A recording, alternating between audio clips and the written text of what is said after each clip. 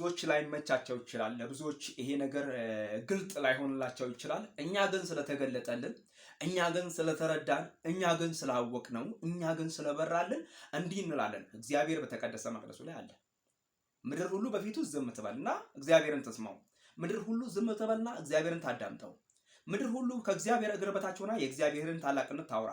እግዚአብሔር ግን በተቀደሰ መቅደሱ ላይ አለ። እግዚአብሔር እንዳለ በምን ላረጋግጥላችሁ መሰላችሁ?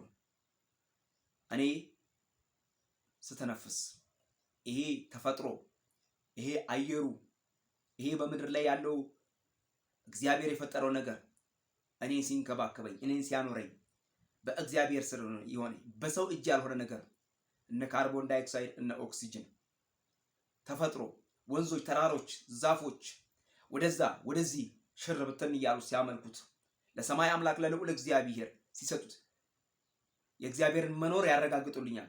ፀሐይ ወጥታ ስትገባ ጨለማም ብርሃን ስትሆን የእግዚአብሔርን መኖር ያረጋግጡልኛል። ምክንያቱም የፈጠራቸው እግዚአብሔር ነው። ይሁን ይሁን ይሁን ይሁን ብሎ ያደረጋቸው እግዚአብሔር ነው። ዘፍጥረት ላይ ስናየው ይሁን ይሁን ብሎ ያደረገው እግዚአብሔር ነው። የፈጠራቸው እግዚአብሔር፣ ከእግዚአብሔር ሌላ ማንም አልሰራቸውም። እኔም ደግሞ እግዚአብሔር ፊት ያለሁት እግዚአብሔር ከፈጠራቸው ፍጥረቱ አንዱ ነኝና፣ ካበጀው ፍጥረቱ አንዱ ነኝና፣ እግዚአብሔር አምላክ ከዋጀው በልጁ በኢየሱስ ክርስቶስ ካዳነው ደግሞ አንዱ ነኝና የእግዚአብሔርን መኖር ብናገር በኔ ያምራል። የእግዚአብሔርን ታላቅነት ብናገር በኔ ያምራል። የእግዚአብሔርን ኃያልነት ብናገር በኔ ያምራል። የእግዚአብሔርን ሁሉን ቻይነት ብናገር በኔ ያምራል። ስለዚህ እግዚአብሔር በተቀደሰ መቅደሱ ላይ አለ።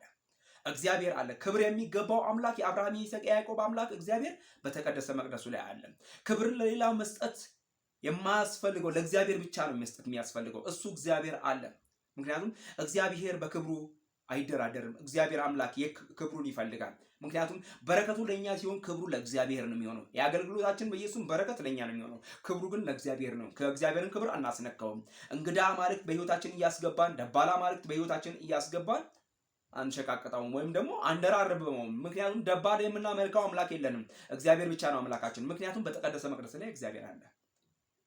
ትውልድ እግዚአብሔር አለ ብሎ እግዚአብሔርን ሊያመልከው ይገባል። ትውልድ አለ እግዚአብሔር ብሎ እግዚአብሔርን ሊያመልከው ይገባል። እግዚአብሔርን ሊጠራው ይገባል። ትውልድ የእግዚአብሔርን ወንጌል ሊናገር ይገባል። ምክንያቱም ሁሉም የእግዚአብሔርን ቃል ማውራት አለበት። እግዚአብሔር በተቀደሰ መቅደሱ ላይ አለ። ስሙ ለዘላለም ይባረክ። ይጌታ